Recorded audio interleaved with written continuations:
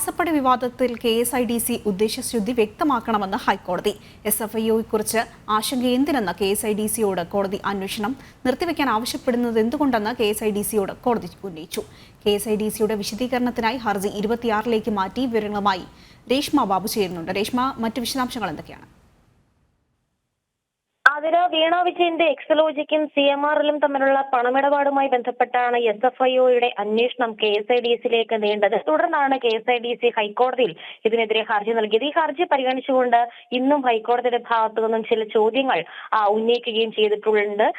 KSIDC ഹൈക്കോടതി അറിയിച്ചിട്ടുള്ളത് നിലവിൽ നടക്കുന്ന SFIOയുടെ അന്വേഷണം അത് തങ്ങളുടെ സ്ഥാപനത്തിന്റെ വിശ്വാസ്യതയെ ബാധിക്കും. മാത്രവുമല്ല, ഈ CMRL കമ്പനിയുമായിട്ട് ദൈനംദിന ഇടപാടുകളിൽ ഒന്നും തന്നെ തങ്ങൾക്ക് ബന്ധമില്ല. അന്വേഷണം നടക്കുന്നത് ആ സ്ഥാപനത്തിന്റെ സൽപ്പേരിനെ കളങ്കം വരുത്തുന്നതാണ്. അതുകൊണ്ട് തന്നെ ഈ അന്വേഷണത്തിൽ ഇടപെടണം എന്നുള്ളൊരു നിലപാടാണ് KSIDC ഹൈക്കോടതിയിൽ മുന്നോട്ട് വെച്ചത്. പക്ഷേ SFIOയുടെ അന്വേഷണത്തെ കുറിച്ച് അതിനെ ആശങ്കപ്പെടുന്ന എന്താണെന്നാണ് ഹൈക്കോടതി KSIDCയോട് ചോദ്യം ഉന്നയിച്ചത്. കുറ്റം ചെയ്തിട്ടില്ലെങ്കിൽ അത് തെളിയിക്കപ്പെടേണ്ടതല്ലേ എന്നും അതിനു വേണ്ടിയിട്ട് ഇത്തരത്തിലൊരു അന്വേഷണം നല്ലതല്ലേ എന്നുള്ള ഒരു ചോദ്യവും ജസ്റ്റിസ് ദേവൻ രാമചന്ദ്രന്റെ ഭാഗത്തു നിന്നും ഉണ്ടായി. ഈ CMRL കമ്പനിയിൽ നിലവിൽ 13% ഓഹരി നിക്ഷേപം അല്ലെങ്കിൽ ഓഹരി ഈ KSIDCക്കുണ്ട്. ഒപ്പം തന്നെ നാമനിർദ്ദേശം ചെയ്ത ഒരു ഡയറക്ടറുമുണ്ട്. ഈ ഒരു സാഹചര്യത്തിൽ അന്വേഷണത്തെ എന്തിനാണ് എതിർക്കുന്നതെന്നുള്ള ചോദ്യവും ഹൈക്കോടതിയുടെ ഭാഗത്തു നിന്നും ഉണ്ടായിട്ടുണ്ട്.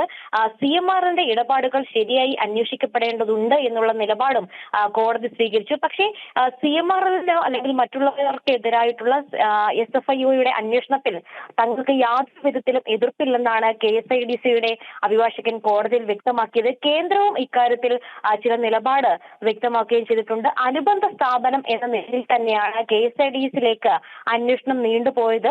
ഒപ്പം തന്നെ പൊതുമേഖലാ സ്ഥാപനമാണ് KSIDC.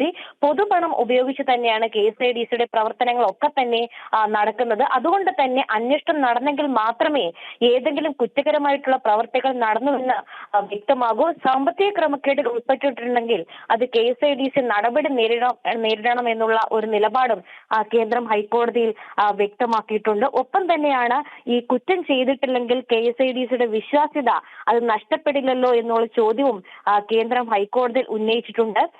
എന്തായാലും അന്വേഷണം നടക്കുന്നത് KSIDCക്കും നല്ലതല്ലേ എന്നുള്ളൊരു നിലപാടാണ് ഹൈക്കോടതി ഇക്കാര്യത്തിൽ സ്വീകരിച്ചിരിക്കുന്നത്. അന്വേഷണം നിർത്തിവെക്കാൻ ആവശ്യപ്പെടുന്നത് എന്തുകൊണ്ടാണ്, അതിന്റെ ഉദ്ദേശശുദ്ധി KSIDC വ്യക്തമാക്കണമെന്നുള്ള കാര്യവും ഇന്ന് സിംഗിൾ ബെഞ്ച് പറയുകയും ചെയ്തു. ഇതിന്റെ അടിസ്ഥാനത്തിൽ തങ്ങൾക്ക് നൽകാനുള്ള വിശദാംശങ്ങളും വിശദീകരണങ്ങളും അതിനു വേണ്ടിയിട്ട് നിലവിൽ ഹൈക്കോടതി മുൻപാകെ KSIDCയുടെ അഭിഭാഷകൻ സാവകാശം തേടിയിരിക്കുകയാണ്. അതുകൊണ്ട് തന്നെ ഇക്കാര്യത്തിൽ ഈ ഒരു ഘട്ടത്തിൽ ഒരു ഉത്തരവും പുറപ്പെടുവിക്കുന്നില്ല. ഹർജി 26ലേക്ക് മാറ്റുകയാണെന്നാണ് ഹൈക്കോടതി പറഞ്ഞിരിക്കുന്നത്. എന്തായാലും 26ന് ഈ ഹർജി പരിഗണിക്കുന്ന വേളയിൽ എന്തുകൊണ്ടാണ് KSIDC SFIOയുടെ അന്വേഷണത്തെ എതിർക്കുന്നത് എന്നുള്ളതിന്റെ വിശദാംശങ്ങൾ ഹൈക്കോടതി മുൻപാകെ നൽകണം. അതിനുശേഷമായിരിക്കും ഇക്കാര്യത്തിൽ ഹൈക്കോടതി ഒരു തീരുമാനത്തിലേക്ക് കടക്കുക. ആതിര. ശരി, മാസപ്പടി വിവാദവുമായി ബന്ധപ്പെട്ട വാർത്തയുടെ വിശദാംശങ്ങൾ നൽകുകയായിരുന്നു രേഷ്മ ബാബു.